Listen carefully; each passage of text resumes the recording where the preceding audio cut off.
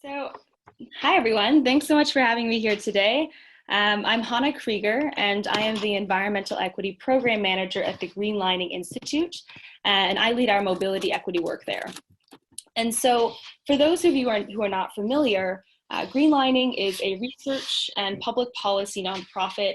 And for 27 years, we have been advocating to bring opportunities and a better quality of life to low-income communities of color and to reverse decades of racial injustice. And so just to start off this presentation, I want to share a fact that's pretty emblematic of why a racial equity organization cares so much about mobility. A Harvard study found that a person's commute time is the single greatest factor in their chances of escaping poverty, more than crime rates or school test scores. And so clearly we know transportation is not just about moving people from A to B. It's really about moving people up the economic ladder and giving them a better quality of life. And so today in this presentation, I'm going to talk about two things. First, I'll spend some time unpacking race, equity, and why these things should influence how we think and act on mobility issues. And then second, I'll share Greenlining's mobility equity framework, which is a tool that aims to kind of flip traditional transportation planning and decision making on its head, and instead really center the needs and voices of our most marginalized communities, especially in the context of our very quickly evolving transportation landscape. So today, I'm going to be talking very explicitly about race. And if I do this right, it will make some folks uncomfortable. And that's okay. I actually hope that it makes folks uncomfortable, because being uncomfortable is a very necessary part of the process in all of our collective work towards justice and sustainability. Maybe some of us grew up being taught that talking about race isn't polite. But if we're colorblind, then that means we're ignoring this country's racist legacy, and it means that we're not recognizing the present-day struggles of our Black and Brown communities. And so in order to share why race in mobility matters and why we must lead with a racial equity lens, I'm going to tell three stories. So first, I'm going to tell the story of the past and recount the history of race in America and how this relates to transportation.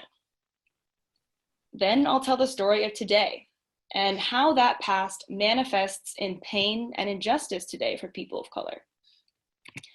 And then finally, I'll tell you the story of tomorrow and how we can create a transportation system that is just, healthy, in a society where all people can thrive.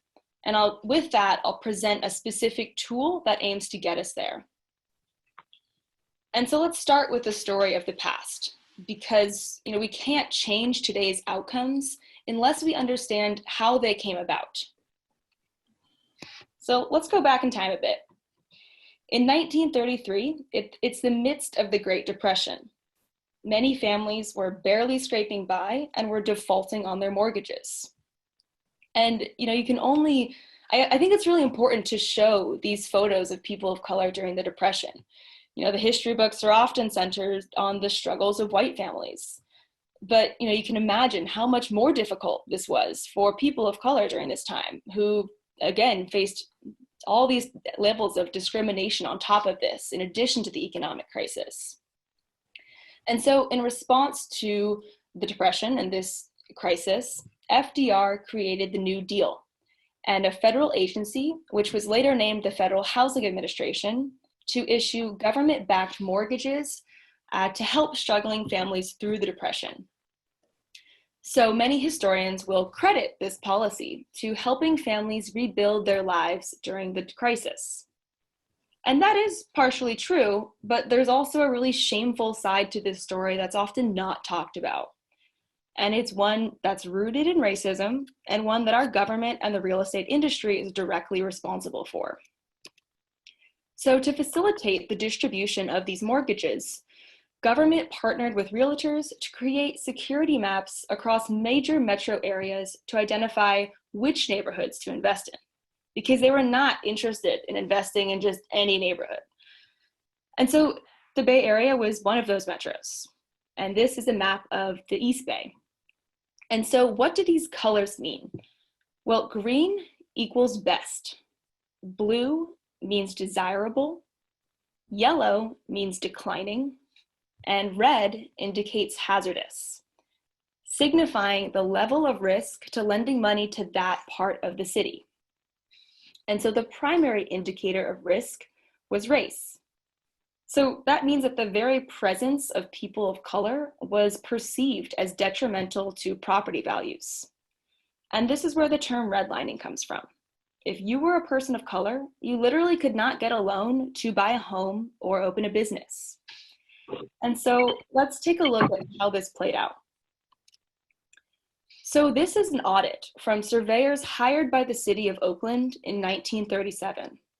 And as you can see, this is clearly very offensive language, and it explicitly names, quote, the infiltration of Negroes and Orientals as a detrimental influence on this community and the reason for its redlining.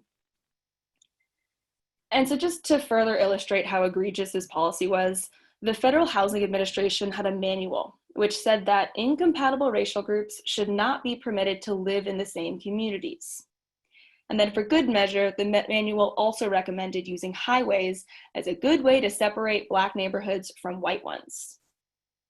And so for all intents and purposes, this was a state-sponsored system of segregation. There's really no other way to put it. And redlining was instituted all over the country. Between 1932 and 1962, the federal government backed $120 billion worth of loans. More than 98% of those loans went to white families. And so at a time when white Americans were amassing intergenerational wealth to buy homes, start businesses, to fund their children's education, people of color were effectively locked out of those same opportunities. And so redlining was codified segregation that shaped American cities and has led to the extreme wealth inequality that we see today. But I want to be clear that redlining still exists today, just in more subtle ways. Black homebuyers are twice as likely to be turned down for a loan than white homebuyers. And redlining didn't just impact homeownership. We all know these redlined areas were deliberately located next to polluting industries, and they were isolated from good transportation options.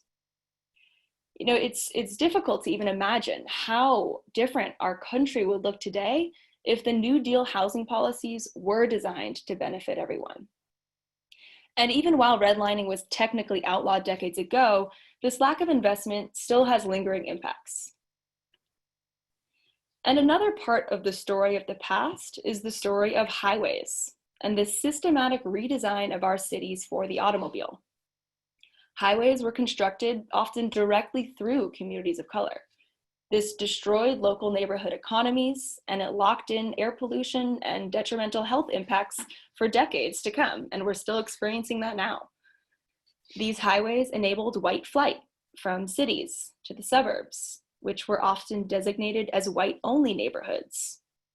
And as a result, this trend shifted commercial development, corporate headquarters, and much-needed tax dollars from cities into the wealthier and whiter suburbs. And this neglect and disinvestment of inner cities across the US only further disenfranchised communities of color. And the reality is that redlining and highways were born from America's long legacy of explicitly racist public policies. Because really, since the founding of this country on the genocide of Native people, to slavery, to Jim Crow laws, to the Chinese Exclusion Act, to Japanese internment, and even to the immigration policies today, race has always determined the winners and the losers in America. And the private sector and the public sector worked hand in hand to build these structures of inequality. And what we see is that over time, this history here, it accumulates and it compounds. And the impact is that many generations of individuals and institutions have been conditioned to fear Black and brown folks, to see them as subhuman, to see them as inferior and not worthy of time or investment. And the result is that these attitudes and these policies then work together to prop up segregation, racism, anti-Blackness, and white supremacy.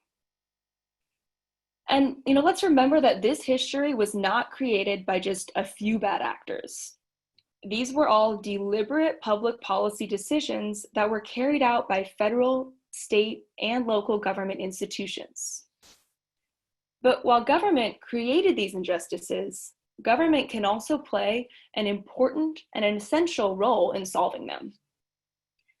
And so I know this story of the past, it's heavy and it hits hard.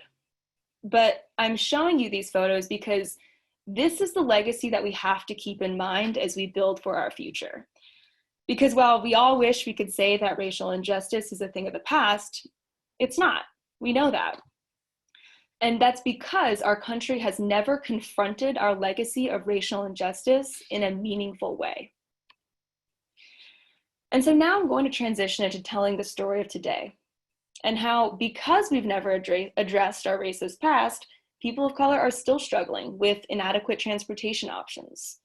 And I'll explain how trends like gentrification and new mobility fit into this story. So power plays a big role in the story of today. A large contributor to why marginalized people are still struggling is a result of who is at the decision-making table. So on the left, this graphic here shows that the racial makeup of the top transportation decision makers in the US does not accurately represent the demographics of the communities that they make decisions for, seen here on the right. And so when we talk about equity, we also have to talk about fair representation. Just imagine how different our transportation system would look if women and people of color were accurately represented in these decision-making spaces. Because people's lived experiences inform how they make decisions. And if those in power are primarily wealthy, white, able-bodied men, then this can result and has resulted in transportation decisions that harm or fail to benefit basically every other group of people. And so just some consequences of this unfair decision-making is racial disparities in air pollution, less reliable commutes, and unsafe conditions. So remember those redlining maps seen here on the left? Well, the map here on the right shows that communities that suffer from the highest socioeconomic and pollution burdens. Now, if you compare these two maps, you'll see that the red and orange communities on the right are the exact same low-income communities of color that were redlined 80 plus years ago. And so clearly not much has changed, right?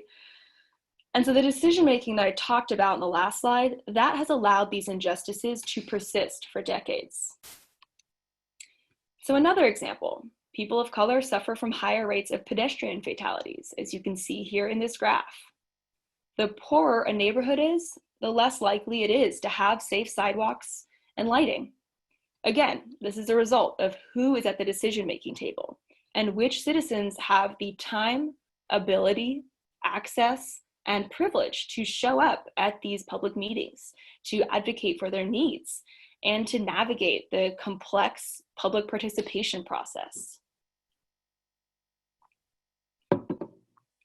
And so today, inner cities are rapidly redeveloping, gentrifying, becoming more expensive to live in. Now, this graph shows the sharp rise in suburban poverty levels, as low-income residents and residents of color are being displaced from inner cities and into the suburbs, farther from jobs, healthcare, education. And then these suburbs were built for cars, generally have poor public transit systems, which many low-income folks depend heavily on. And so clearly gentrification, we know it's intensifying existing transportation inequities and contributing to longer and more expensive commutes.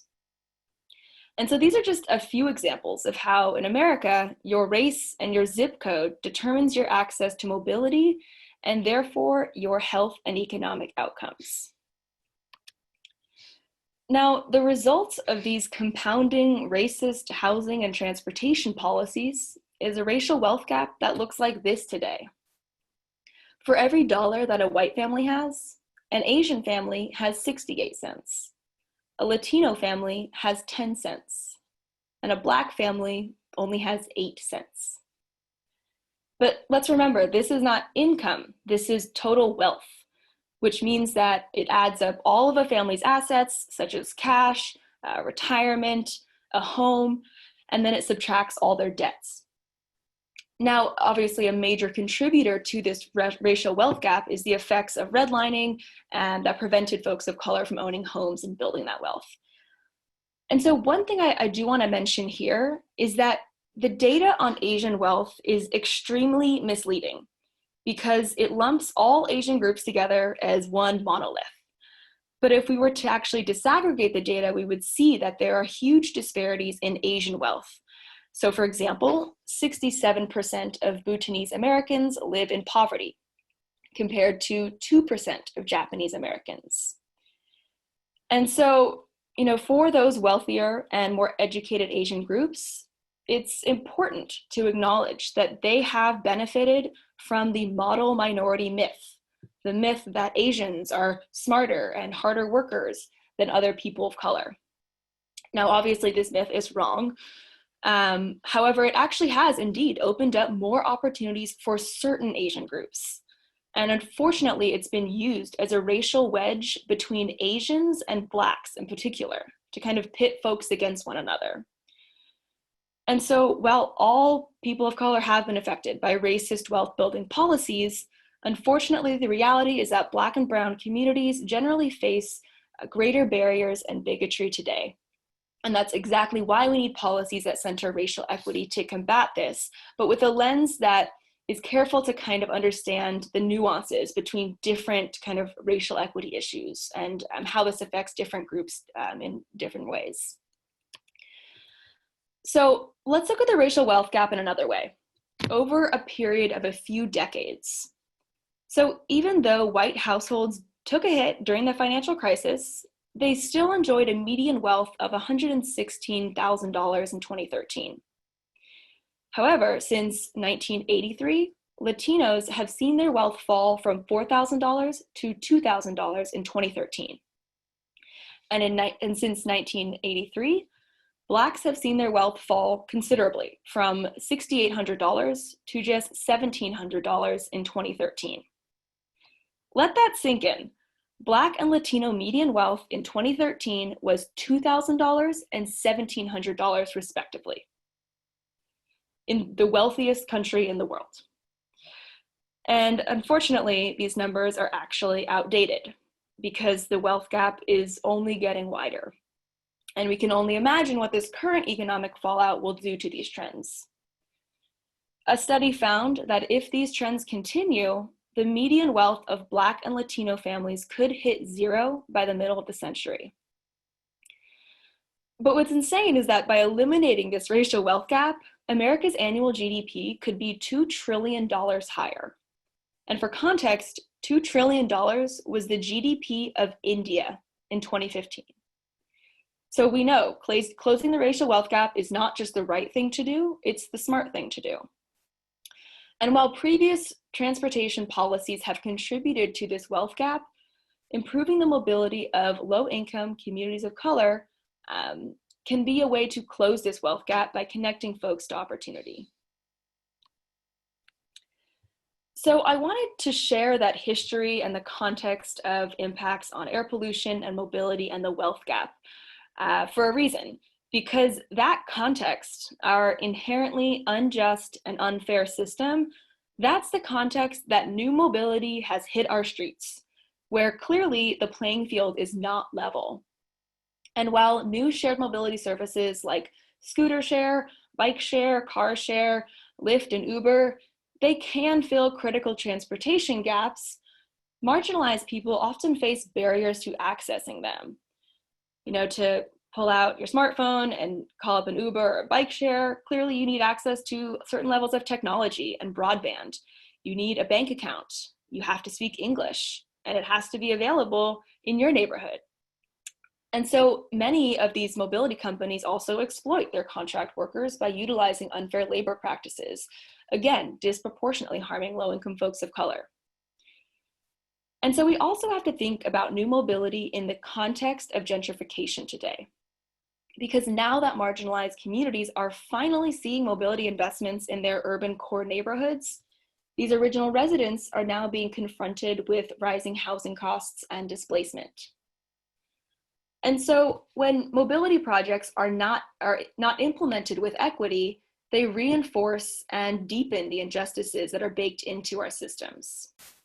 And that's primarily because our planning and policy and decision-making structures are not yet fully equipped to equitably deliver these mobility benefits. And so we keep trying to address transportation issues with more and more technology. But in reality, we have to be addressing it through a total systems change. And that's honestly a lesson that we've learned the hard way through shared mobility. So for example, Uber and Lyft have been drawing riders off of public transit. But I will say that's not the company's fault entirely alone. It's really the fault of a transportation system that prioritizes vehicles to the point where it's just more convenient to hop in an Uber than it is sometimes to take transit, bike, or walk. And so introducing technology into an unhealthy system does not fix things. And sometimes it can actually make things worse. And basically no new mobility technology illustrates that better than self-driving cars. If we're not careful, just like the shared mobility industry, self-driving vehicles may actually exacerbate existing disparities if we allow them to perpetuate automobile dependency, if we don't ensure that all people have equal access, and if we fail to safeguard people with driving jobs from companies who just want to double their profits. And so instead of just revolutionizing vehicles, the real opportunity is to revolutionize the transportation system that they're operating in and how those decisions are made. And we do this by redesigning our cities for people, not for more cars, and ensuring that self-driving cars actually help to reduce transportation disparities. And Greenlining has published a report on exactly how to maximize the equity outcomes of autonomous vehicles. So another important aspect of the story of today is that we can't just talk about equity. We have to act on it. And so just to be clear, I'm sure you've all seen this image before, equity is not the same thing as equality. Equality is the assumption that the playing field is level. Equity acknowledges that people are starting from different places because of systemic injustices like redlining. But let's look at another image that actually digs a bit deeper. So here, equality means that everyone's treated with the same one-size-fits-all solution. But equity means that the solutions are tailored to meet the various needs of the different groups. And so from Greenlining's perspective, equity is really about transforming the behaviors, the institutions, and the systems that disproportionately harm oppressed groups of people, whether that's low-income folks, people of color, women, LGBTQ folks, the elderly, and people with disabilities. Equity is also about increasing access to power. It's about redistributing resources, eliminating barriers to opportunity, and empowering marginalized communities to thrive and reach their full potential. So I know that was a hell of a setup, but it's important to provide that context before diving into our mobility equity framework, because this entire context is what the framework is built on. And so I'll just start by outlining the problems that this framework aims to solve. So first, as I've just outlined in very much detail, we know that low-income folks suffer disproportionately from unhealthy, unsafe, and unreliable transportation options that often don't meet their needs. Second, these same communities are often not given the opportunity to meaningfully participate in the transportation planning and decision-making process. And then at the same time, we're now seeing more and more that there's the issue of technological innovation looking for a problem, when in reality it should be asking the community what they need and then pinpointing an appropriate technological solution.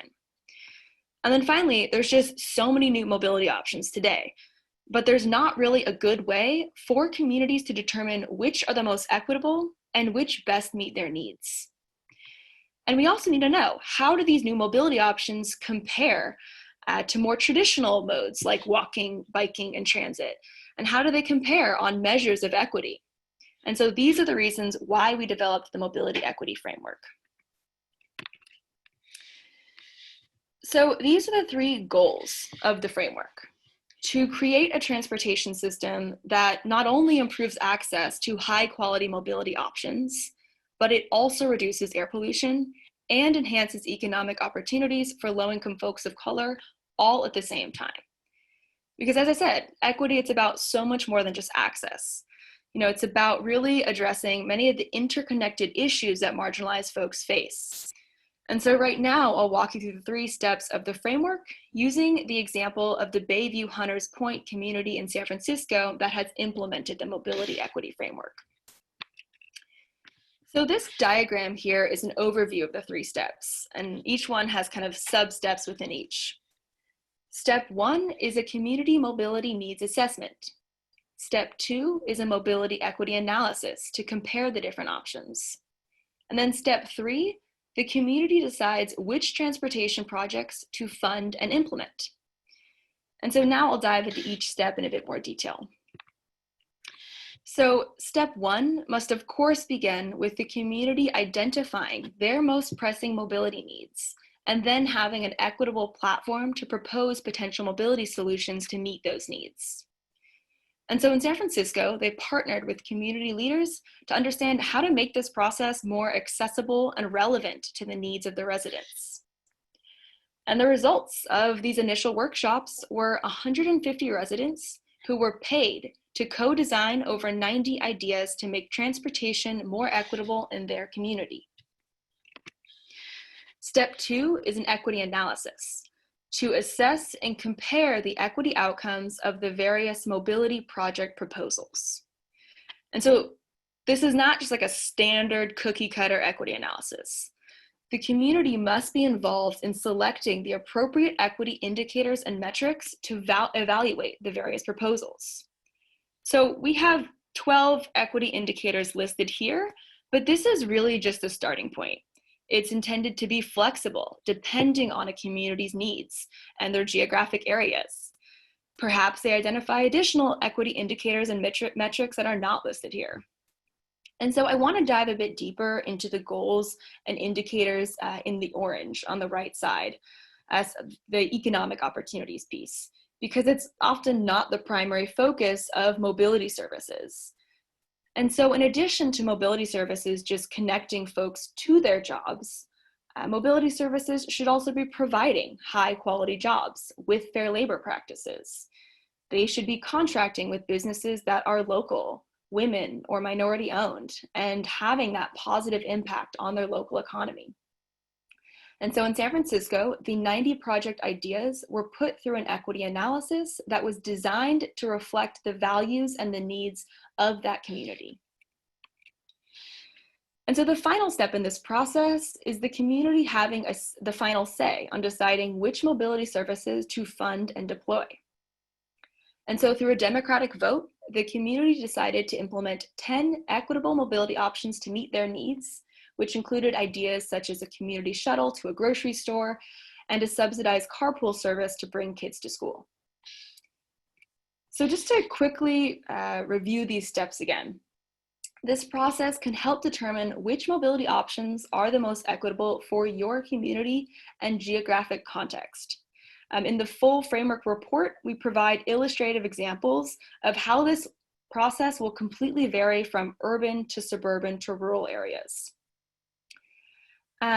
This process also is intended to really be reflective of the needs and values of the communities and place that decision-making power in the hands of community. And I want to be clear, the framework, it was designed to be picked apart, adapted, and altered to many different contexts. So for example, we have been cross-pollinating our mobility equity framework with the development of both San Francisco and Oakland's guiding principles for emerging mobility. Their mobility principles then serve as the basis for developing policies, regulations, and pilot projects. And it definitely has pushed mobility companies to take equity more seriously. They are now developing low-income programs and adaptive bike share programs for people with disabilities. So it's very encouraging to see folks taking equity more seriously. We've also been advising King County Metro to develop a similar mobility equity framework that reflects their community's needs. We're also using the framework to advise how the state of California designs various clean mobility grant programs. These grants fund tens of millions of dollars worth of community-driven clean mobility pilot projects in low-income areas across the state. We're also advising transit agencies on developing equity tools, on pilot projects, and on the San Francisco congestion pricing study. And so the point is, this framework, it's a flexible and adaptable tool to prioritize equity and community engagement across many different forms of transportation planning and decision-making. So now that I've shared the tool, I just want to quickly wrap up with this last story. So as we're making transportation decisions about the kind of story we want to create for ourselves tomorrow, we have to keep close those stories of the past and the present. We can't continue to treat the symptoms of a broken transportation system. We have to instead address the systemic injustices and disparities in order to respond to problems like climate change and economic inequality. And when we look back at our transportation system, we see that it sped towards progress and innovation without giving a second thought to equity or the environment. And the results are transportation conditions that are dangerous, polluted, congested, and unjust. And so some folks may say that the pursuit of equity, slows us down in reaching the clean transportation future that we desperately need. But it doesn't. And in fact, we won't reach our climate goals if equity is not baked in from the very beginning, allowing everyone to access a clean transportation future, not just those who can afford it. And if we fail to put racial equity at the center of mobility and transportation, this will only create new problems and new injustices that we will have to face. And so I want to be clear that equity is not an obstacle to progress and innovation. It has to be the foundation. And cities that adopt equitable policies will see the return on their investment when all of their people, regardless of their race, income, ability, age, gender, or zip code, have access to clean mobility options to connect them to jobs, education, and opportunities. I mean, can you even imagine how much this would benefit everyone's health, our environment, and our entire economy? And so for the city of tomorrow, equity is the new and better growth model. And equity is what can make us stronger and more resilient, and especially in times like these. And so for folks who are interested in learning more and engaging in these kinds of conversations further, Greenlining actually has an upcoming kind of virtual edition of our annual summit. And so we'll be bringing together the country's leaders on racial equity experts, advocates, and activists for like an entire day of cyber networking, fireside chats, and panels. And the whole theme is on the fight for racial equity and justice, particularly during the COVID-19 crisis. So that's everything that I had today. Please feel free to reach out, and I'm excited, looking forward to this discussion. Thanks so much, Hana. That was really powerful, and I can see. I apologize, I forgot to introduce you. I was going to have John do that, and I know one of the things he was going to say was how much he liked seeing your presentation a couple months ago, which is which gave us the idea to have you. So I hope that everyone enjoyed it, and so for Q&A, I think with this number, we can, if we just have people raise their hand using the Zoom function, and then we'll give you the mic to ask a question, and then we'll let Hana respond, and we can do a back and forth. So I see a couple of leads raising their hands. Why don't we go with Philip first? Hey, Anna. Hey, how are you? Hey, how's it going? Good. Question for you. So, Next 10 put out this really awesome report on inclusive transportation electrification, talking about how moving to EVs will save communities so much money, and they'll be able to spend that, and there'll be all these jobs that get created, and all this growth, especially in underserved communities. But what they don't talk about is that there will for sure be job loss also, as like small auto repair shops, like family mechanics businesses, like a lot of small businesses in those communities will go away as cars stop using oil. That's just one thing. So I'm curious to get your sense on, or in Greenlining sense on, like the fact that there might be net benefits, but acute losses in certain areas, and how that wraps into like the whole job retraining kind of argument about all this stuff. Yeah, that's a great question. I'm so glad you asked that. And so if I'd had more time, I would have kind of given Greenlining's evolution from electric vehicles into the mobility space, but kind of just to give like a recap. So Greenlining co-sponsored the legislation to put 1 million electric vehicles on the roads, and then to create all of the equity programs that come along with that. We soon realized that we actually didn't want to be encouraging 40 million Californians to be in electric vehicles. And so the mobility equity framework was actually kind of born out of our need to have a thought process to kind of figure out how electric vehicles fit into all the million mobility options that had kept popping up. And so the tool, if you read through the full version, it's intended to kind of balance the various kind of pros and cons of different mobility options. And so I'd mentioned there's some indicators on economic opportunities, jobs created. And so kind of to your point on how to balance, let's just say comparing electric vehicles to bikes, one of the measures could be like, will more jobs be created using electric vehicles, or if there was like a bike shop on every corner or something.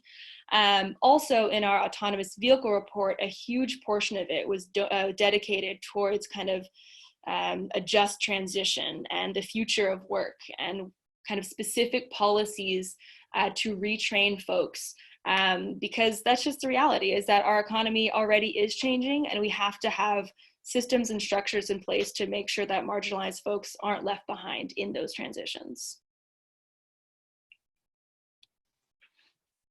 Great, thanks.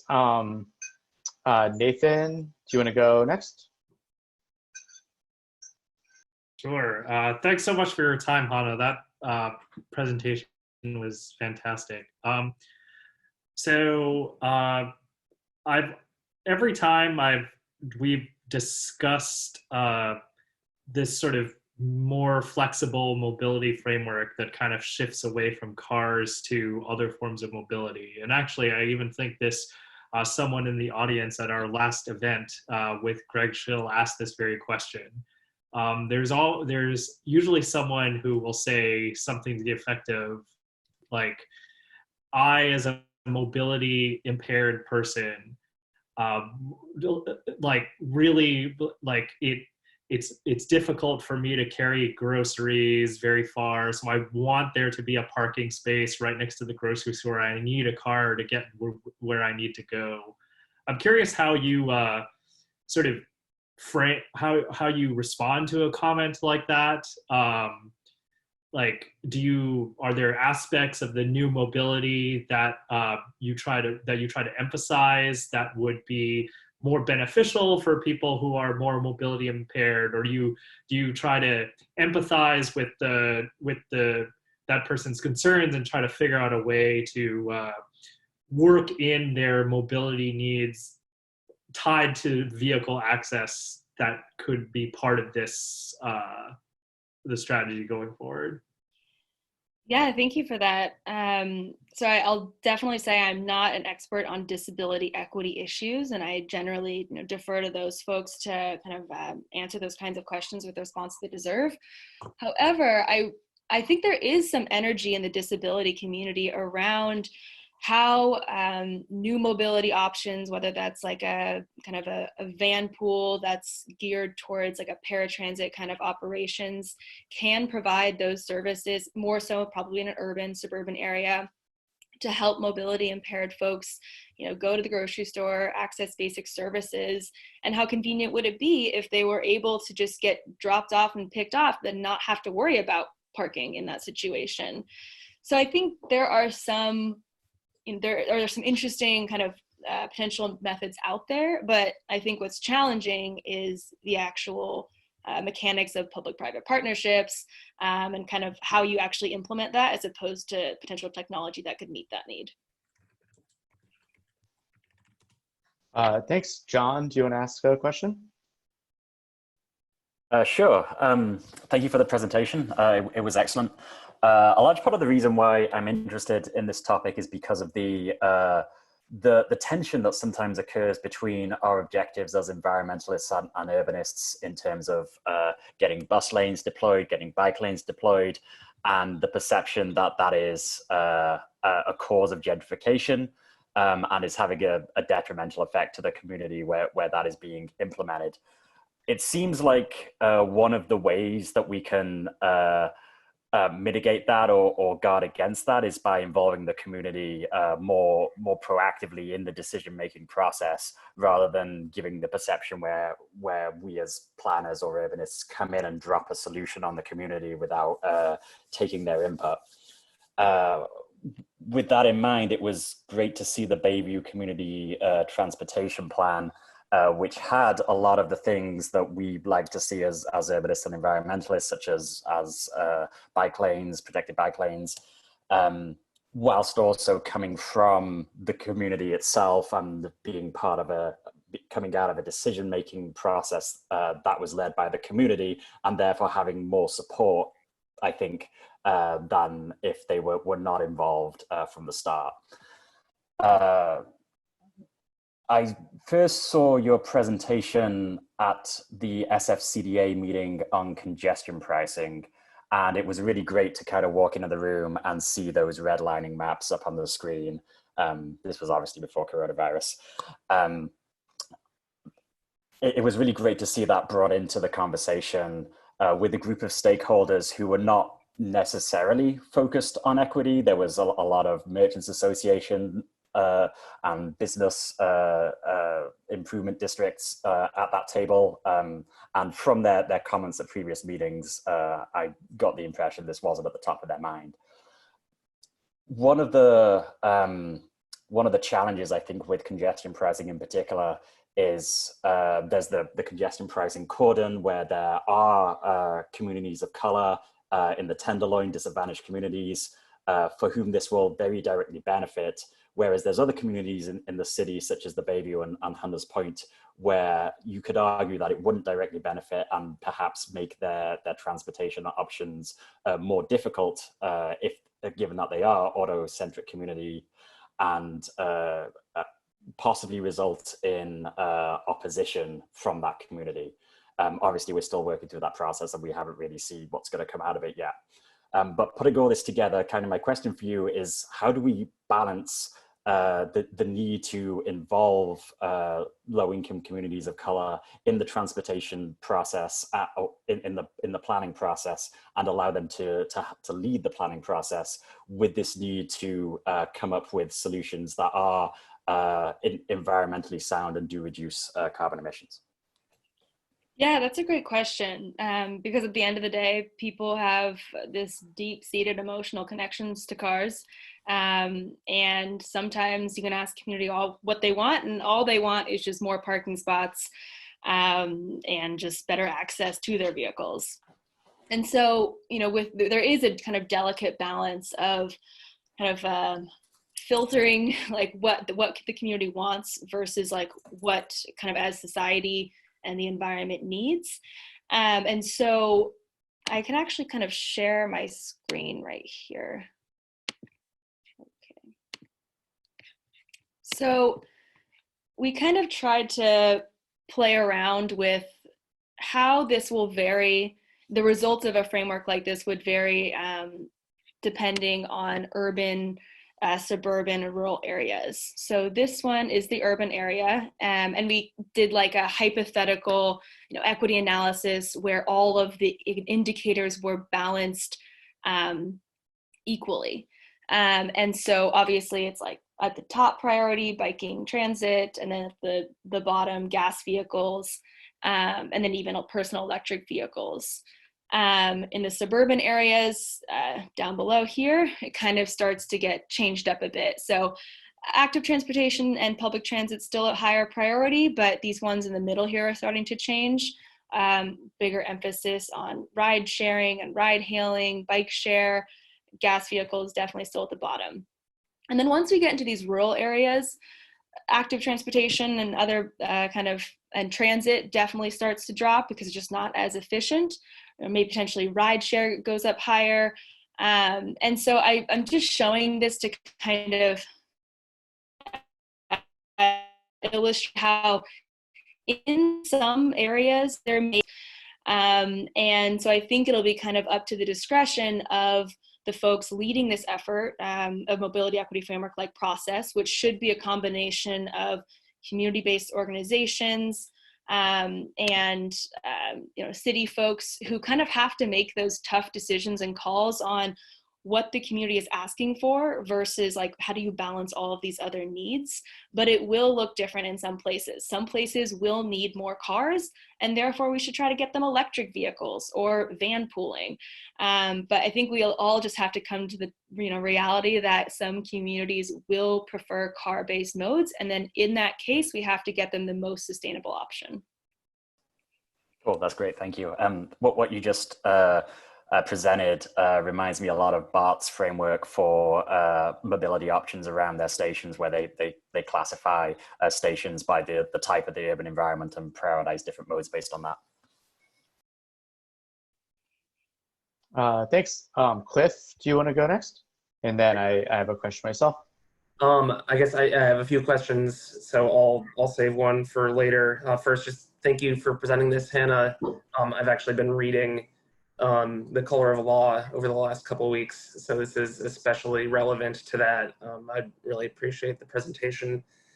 Sort of following up on John's question is what the role is for like us as advocates versus planners and policymakers. Like obviously, like I'm super supportive and was really excited to see the SFMTA doing that level of outreach for the Bayview Hunters Point transportation plan, especially as I live in District 10. Granted, I'm like on the far side of the district, so don't have as much of a say or as much experience in what goes on down there. But it seemed like a really great way to engage the community. But for us as transportation and particularly housing advocates, like John brought up things like the Mission bus lanes. I'm not sure the best way for us to engage with other communities. Like obviously we try to reach out, but still don't have the most diverse group here as I think we'd like to. So yeah, like on things on bus lanes all the way to something like SB 50 that we were strong supporters of. Like what's sort of how do you see the roles of advocacy groups in like engaging disadvantaged communities versus policymakers, and maybe recommendations of how we can better do that? Yeah, that's a great question. I'd say that, I mean, everything in the advocacy world has to happen in coalition, and just starting to build those connections with advocacy groups that represent disadvantaged communities, try to see where there's common ground. But yeah, I think there has to be a very strong alignment on the values and policies in order to build those meaningful connections. So I almost feel like it really has to start from the values and the policy kind of platform first, and then building out from there and seeing which folks are interested in connecting further. But I agree, it's challenging. I'll go next. So I have kind of maybe a variant on the question that John and Cliff were asking. Like on the question of sort of like how to do community engagement and how to structure decision making at different levels of government. I think as YIMBYs, we often have the perception that that sort of excessive veto points for local decision making and community input are often abused by privileged communities to be more exclusive, and whether that goes for transportation, I can think of examples in Western SF, or for housing. So how should we think about structuring in community engagement and decision-making processes so that we are empowering the communities that really need that, and not kind of allow it to be used to exacerbate the existing inequities? Yeah, that's a really great question. And so I think, just to use the San Francisco example, they partnered with community-based organizations that had a really strong presence and trust with the community, and like the specific impacted community, in order to kind of like get the right people in the room to figure out how to even design an engagement process that is equitable and is accessible to people who wouldn't normally be able to attend a public meeting, and just kind of like completely like dismantling and restructuring the way that we've done public participation in the past. Like, definitely no meetings where people speak at the mic and give their ideas. Like, people aren't able to contribute their ideas like that, and definitely much more on like the workshopping, having workshops in multiple languages with translators, having childcare, having transportation to those meetings, and then just like hiring the right people in order to do that engagement. And so with the San Francisco example, while SFCTA was involved, they had the foresight to hire a group that had a specialty in equitable community engagement. Like, we're in the Bay Area, there's a million of them out there. Like, there's definitely no shortage of expertise, and oftentimes you just have to get the right people in the room to get those kinds of results. Just to draw it out a little bit, like the fact that it overlaps with our existing land use inequities. So there's neighborhoods in San Francisco, like west of Twin Peaks, that have kind of very powerful community organizations that are likely not a fan of transit priority or congestion pricing. So wondering if you have any thoughts about how to deal with that. Sorry, with disadvantaged communities who may not be fans of policies like congestion pricing, was that the question? No, with privileged communities that basically are part of a transportation network where they're going to be affecting, whether we have a more equitable transportation system, but may have disproportionate access to the existing system and have an interest in perpetuating it. Yeah, this was an interesting example that came out of the city of Oakland's paving plan, where they very deliberately are prioritizing filling potholes and fixing streets in the low-income, most disadvantaged areas.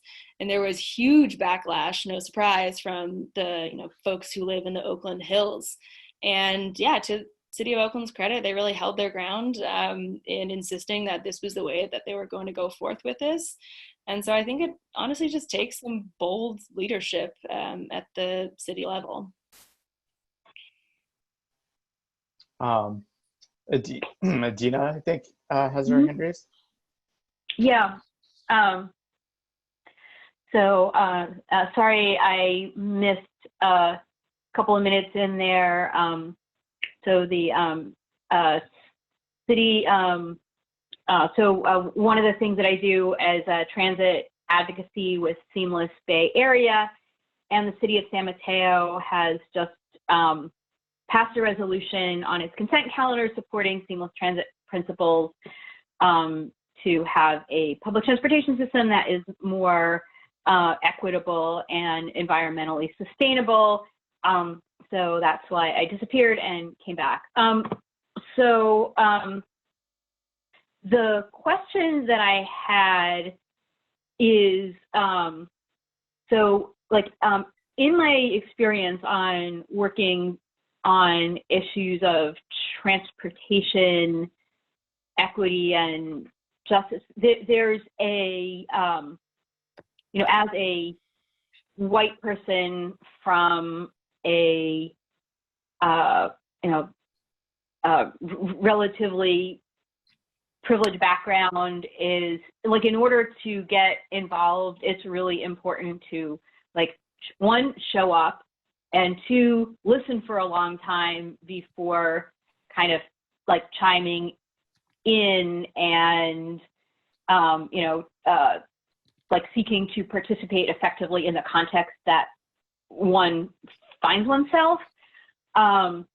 One of the challenges right now in, with urban environmentalists and wanting to like make more connections between the environmental issues of housing and sustainable transportation and environmental justice, is there's a pandemic going on and it's hard to like just show up at things.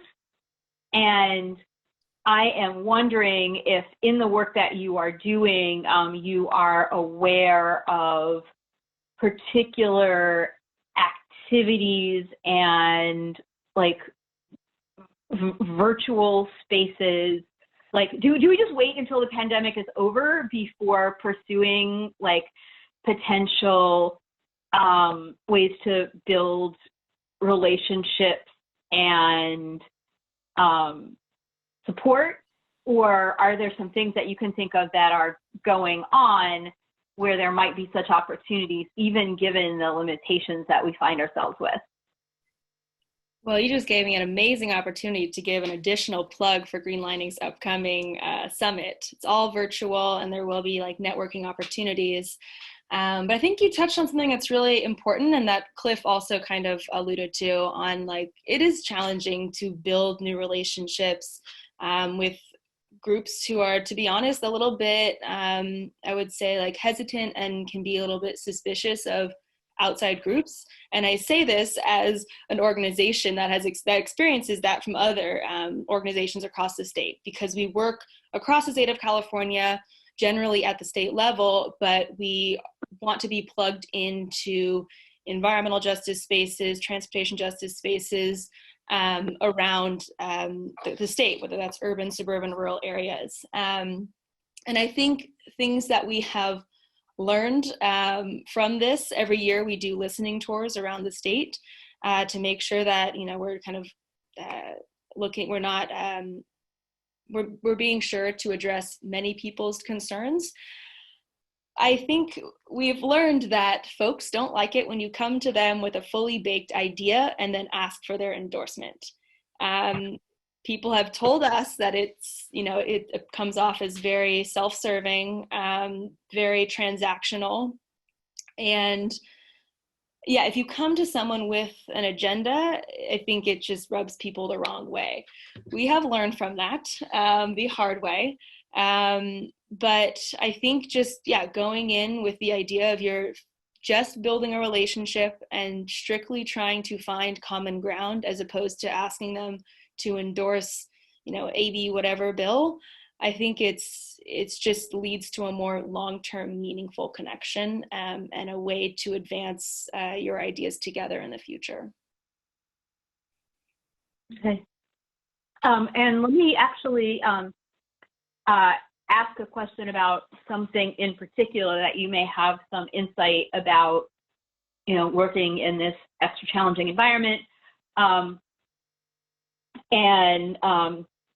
So as you and folks here probably know, public transportation is being really hit hard by the pandemic because agencies that make some of their money with fares are not getting fares as people are sheltering in place and not traveling as they're, as they are supposed to.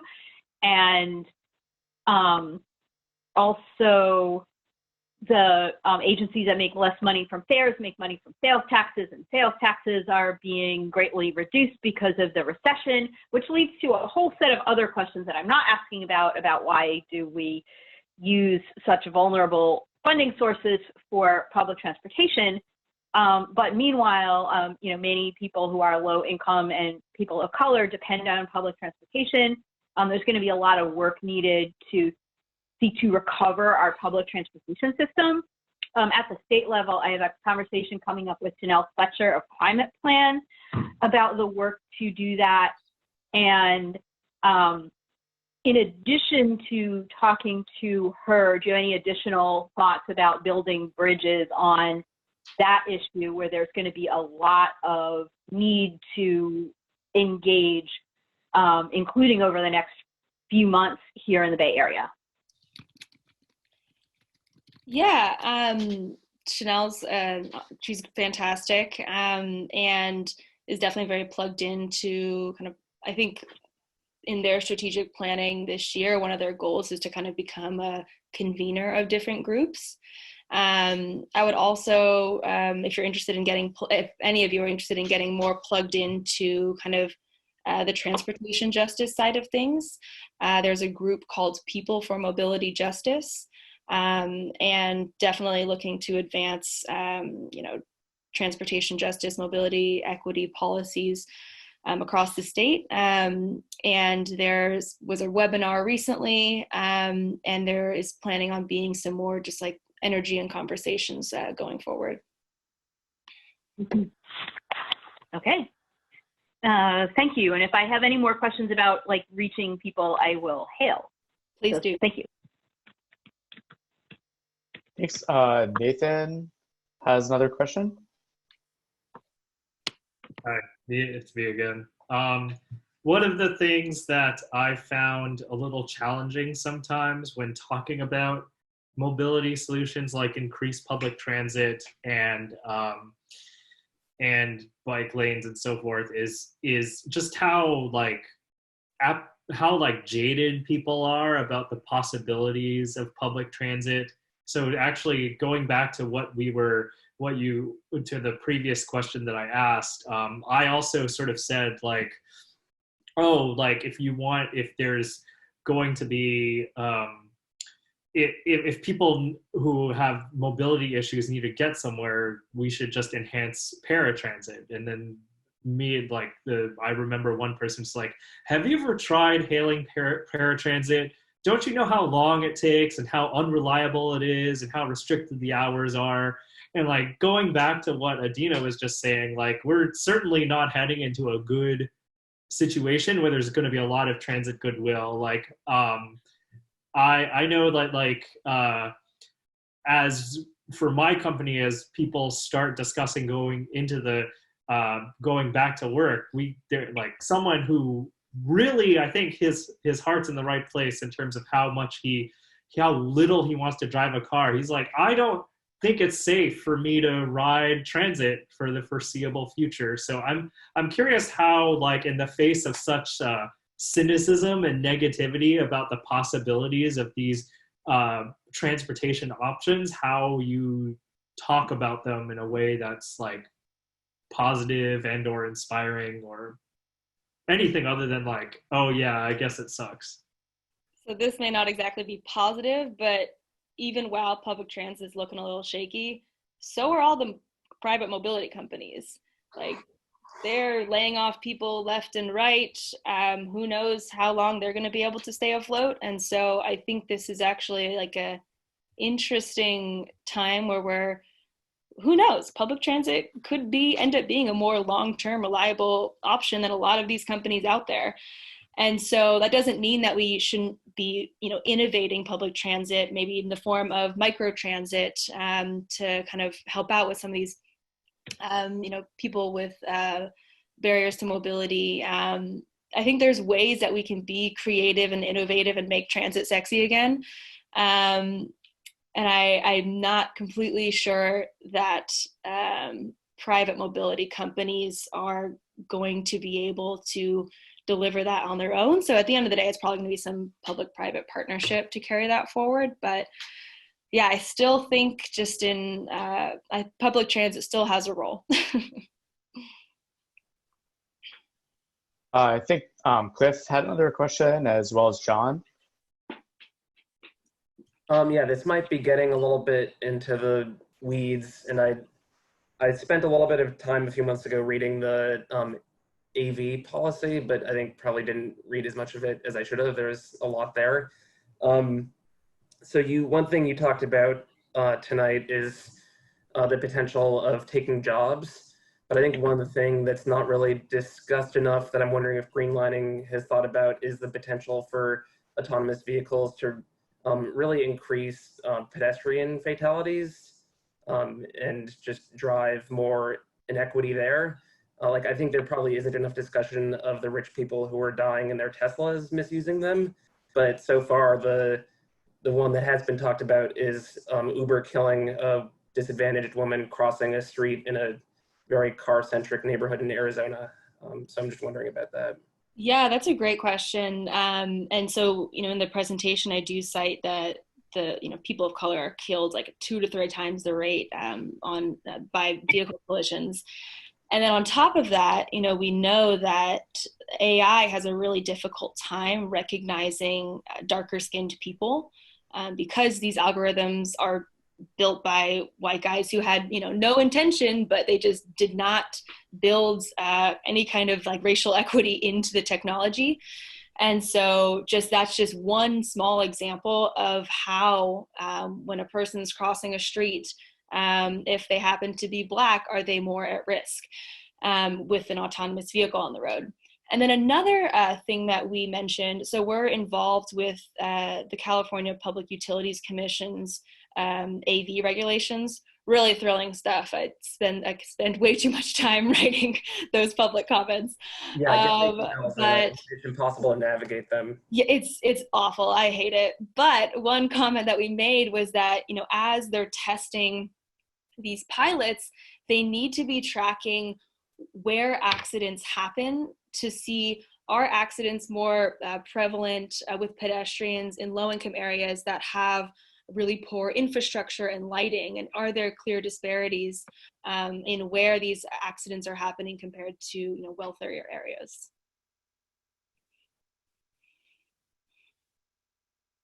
Is that something you've gotten any traction on with CPUC? I mean, we submit comments. We're on like a working group.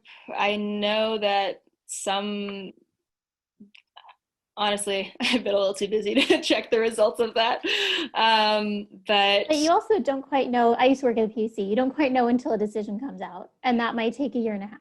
Okay, I was like, hope I didn't miss it. But so yeah, you're probably right, Joanna. I mean, I don't know, because I haven't worked there in like 1 year, so I don't know where that proceeding is. But like, they're very particular about not tipping where they're gonna land until they do land. And I will say that like autonomous vehicles were in, main center stage for a long time. And we even, got on that train. We're like, oh, we have to write this report and develop these policy recommendations because they're about to take over the world. And it became very clear that it's probably going to be a little bit more a while. People are pretty distrustful of them. And so not to say that they're not a top priority for us, but I think going through just putting out these other reports and frameworks and toolkits, we kind of came to the conclusion that an autonomous vehicle should never operate on a street unless a community has identified that this self-driving car meets a need of theirs. And chances are that's probably not going to happen too often. Yes, there can be a place for them, under certain conditions, which we lay out in detail in the report. But it's just, I will say, autonomous vehicles in their present form are not what we would see as a top priority for really dismantling, racial injustice. John, do you want to go? I watched the Jeff Tumlin's testimony at Congress, and they sort of pitted him against some like disability activists who were really enthused about this opening up their own mobility. And that was kind of disappointing to I don't know. I could go on, but I'll defer to John. Hey, I actually just want to follow up on Zach's question a little bit more.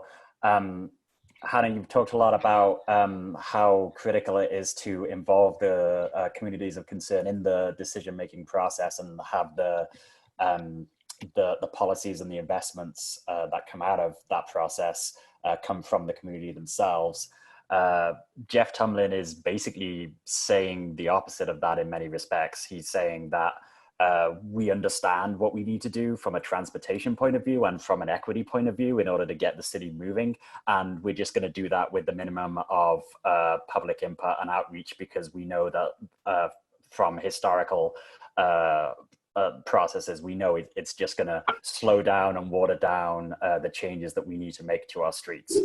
And when you look at projects like, just to pick one example, we have light rail platforms in a Sunset that were built a few years ago and can only take one-car trains because merchants were concerned about a couple of parking spaces that would have been lost if we built them for two-car trains.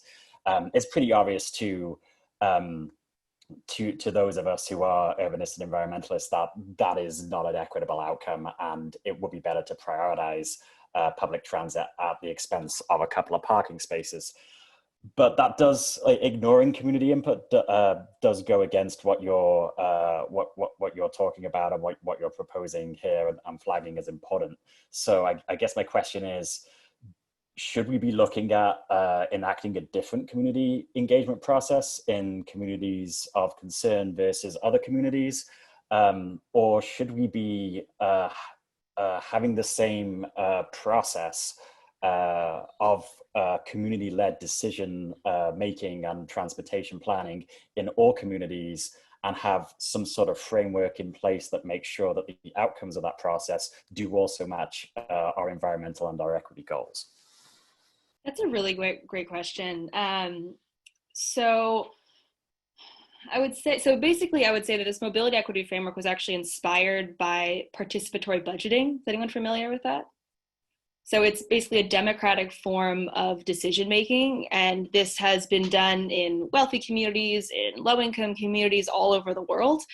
But what I would ideally, yes, every community, no matter of their income or race, gets to do a very intensive process like the mobility equity framework and reinvent community engagement. The reality is that these are super time-intensive, resource-intensive processes. And if we're talking about real equity, we should be prioritizing those resources and processes in communities that have historically been denied that access and, decision-making power. So until I think we get to the point where maybe we've going back to that image of the equity versus equality, until we've leveled out that playing field, then maybe everyone can have a perfect public participation process where their decision making, kind of shapes their world. But I think in this current state, I don't know if it's feasible to do it on a larger scale, although I wish that was the reality. Oh, that makes sense. Thank you very much. Mm-hmm. I know we're almost about 7:30. Hannah, are you okay sticking around another few minutes, or you can feel free to? Okay, well, we'll keep going a bit, and other folks, feel free to drop off and make sure to join us this Saturday at the Housing Justice event and the May 13th event that Joanna's going to be leading. And yeah, I guess I think at this point we can just kind of let people talk without hand raising. So I had another question, which is that this is another question about pandemic times and a lot of and public participation. So now that we can't be meeting in meeting rooms in public, governments and agencies are holding online meetings with opportunities for people to dial in and join via Zoom, and allow joining via text. And on one hand, like one thing that I am observing personally in engaging in public meetings is that some of this is enabling people to participate who would have had a harder time participating previously. For example, on housing issues, like the San Mateo County was considering a eviction moratorium, and people were able to give public comment who might not have been able to come at 9 o'clock in the morning on a Tuesday. People who are vulnerable to eviction are like less likely to have the time to show up at a county board of supervisors meeting and sit there for a few hours. But there were people who were able to give public comment using these new remote methods. But at the same time, there are also issues with digital divide and people who have less ability to use these new tools. So have you run into this as an issue? And do you have thoughts about continuing this after the governor's executive order has expired, things to address the digital divide to enable participation, considering like the trade-offs of this, and also and effective practices, and who do you see working on this? Yeah, that's a great question. So we do have a technology equity team where they're full-time working on closing the digital divide, because as much as we need to be meeting people where they're at, we also just need to get everyone to the 21st century. And so a lot of the work there is increasing access to broadband, smartphones, and whatnot. So I think that's a huge part of the piece, is just getting people the technology they need, because this is the future. However, we know that's, there's still a gap there. And so I think it's the $1 million question that everyone is struggling with right now, is how do you do equitable engagement with this digital divide? So I wish I had just a guidebook for you on that. My team is actually working on putting together things right now. The closest thing I've seen, let me send this in the chat, is this. I think this blog kind of put it together pretty nicely. But I think I know a lot of people are working on this right now. In the coming months, we are going to see much more resources and thought from experts who specialize in engagement on how to bridge that gap during this weird time. Great, thank you. And are you seeing people wanting to extend the online practices in order to bridge the digital divide, or to say this deepens the divide so much that we should go back to the way that things were? I think it's going to depend on a case-by-case basis. I can imagine in rural communities where it's just not ideal or feasible to travel far distances to do a workshop of sorts, maybe they'll be preferred. But maybe in a denser city, they'd rather just meet in person. So I don't know if it's going to be a one-size-fits-all response. Okay, thank you.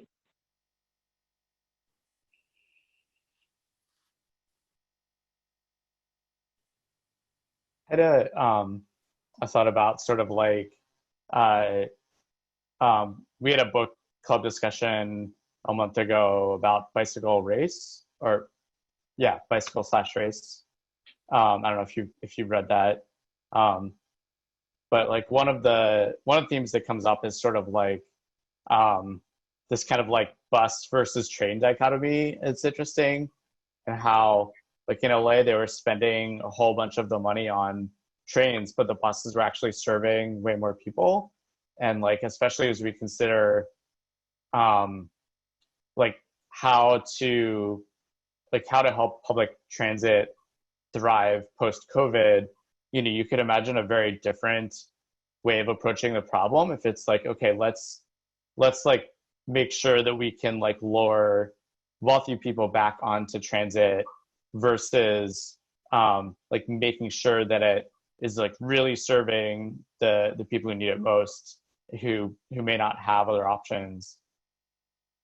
Just kind of, I don't know, random thoughts. See what you think about that. Wait, I'm sorry. What was the question specifically? Oh, I guess there was no specific question. It's more just kind of thinking aloud. Like, are there different like sort of transit forms, or that we might be emphasizing if we're kind of focused around like making sure it works and serves transit dependent communities versus the trying to kind of regain like suburban commuters to get back onto trains. Yeah, no, it is challenging, and I feel like it's hard to like plan. Let's just say take the Bayview example, like planning within a community versus like in a regional sense. And so, yeah, I don't know how a process like the mobility equity framework could be done on a regional scale where you're connecting, suburban rail commuters into the city. I feel like, yeah, every community has their idea of what mobility option works best for their needs. But it's challenging to connect all of that in the regional sense. I wish I had a clear answer for that.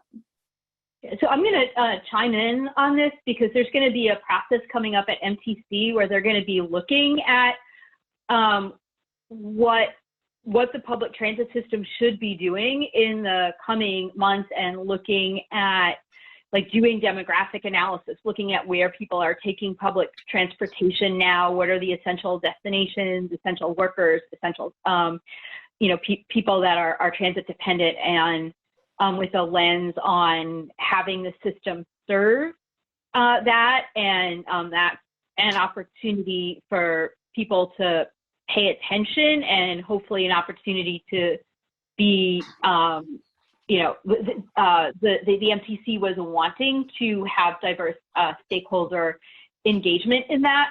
But on the other hand, I think that we have had historically a problem where things like fare policies for rail have been designed to be exclusive. It's historically segregationist. Sandy Johnston has an excellent master's thesis about how traditional, quote, commuter rail, unquote, in the United States was designed to be segregated.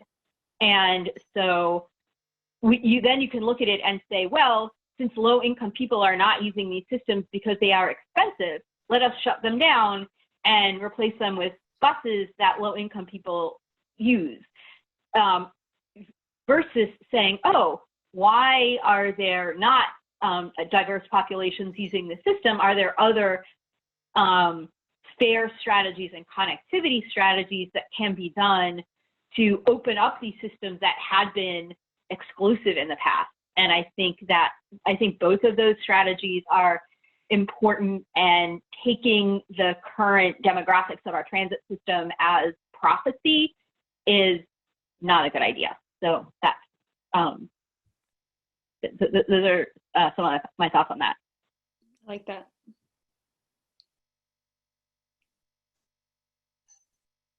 Hey, thank you so much for your talk, Hannah. I know this isn't like a super sexy subject, but before all the COVID-19 things, I was walking around Alameda and Fruitvale, and I was just struck by how unwalkable it was. So how do we fight for sidewalks? Like that's like it's like the silliest, simplest thing, but that's a problem that would help, I think. Yeah, I'm right there with you. I feel like of all the modes, walking is very much like undervalued and not seen as a priority. I mean, just at the end of the day, so much of that funding comes from the state level. And so specifically in terms of like advocacy, joining in the conversations around Caltrans, their active transportation program, the CTC, which is a very tough agency to crack, I will say. It's like a fortress, you can't get in. But we actually we were just in conversations with CTC last week on forming an equity advisory committee, which would be a monumental step for the CTC. They have never engaged like that in any way. And, you know, that's after like probably decades of advocates knocking on their door insisting. So just because I know that a lot of the money for active transportation comes from there, that's where my brain immediately goes. But then at the local level, I mean, at the end of the day, they'll use those funds how they want as well. So I think as an advocate, my first response is advocacy.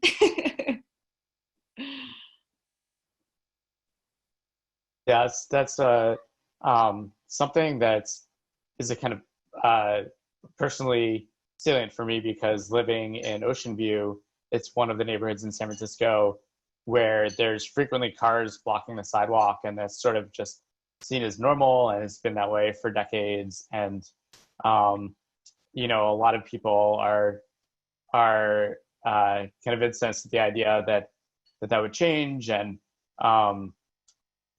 you know, there's like some equity concerns, because you know, there's probably, well, that, you know, that there's a lot of car dependent households still in the neighborhood, and because there's no control of the street parking, you know, there's just like sort of a competition for available space.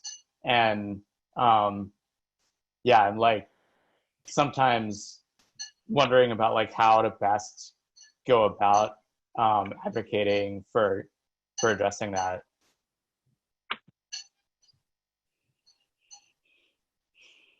Yeah, to come Like back to yeah, go ahead. To come back to the example, it really amazes me how difficult it is to bike or walk between the Fruitvale area of Oakland and Alameda. It's almost like Alameda wants to keep people from that area from coming to their quaint little island.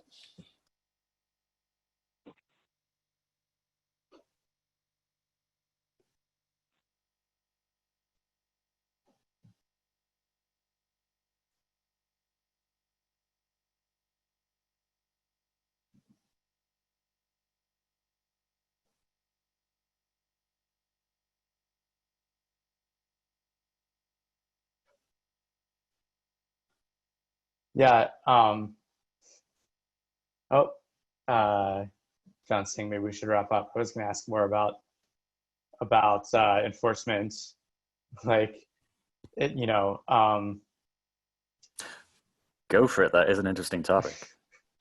Yeah. So like, I mean, one of, yeah, I'm kind of, I kind of have this dilemma of like when I'm walking around my neighborhood, and before COVID started, I was using 311 a lot to report cars that were blocking the sidewalk. And, you know, I'd feel a little bit conflicted that like, what if someone's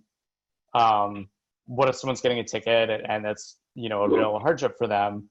But then on the other hand, you know, what's an inconvenience for me could be a safety hazard for a lot of people in the neighborhood, and just sort of generally erodes the ability for a more, you know, naturally equitable form of transportation. So I'm wondering if you had any thoughts on like, is it okay and a good idea to sort of encourage more enforcement, or is that like a terrible solution in the absence of like getting, you know, community consensus that this has to change? Maybe your decision depends how nice their car is. I'm just kidding. That actually is a criterion in my head. I have reported so many Teslas. They deserve it.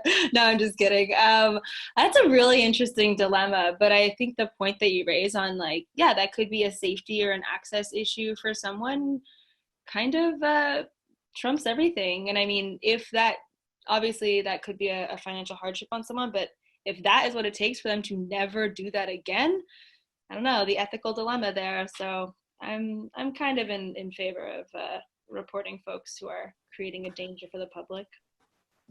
There's also a real difference between reporting someone parking on the sidewalk, which is going to get a parking control officer out, versus reporting something where you might get an armed police out. That's a good point.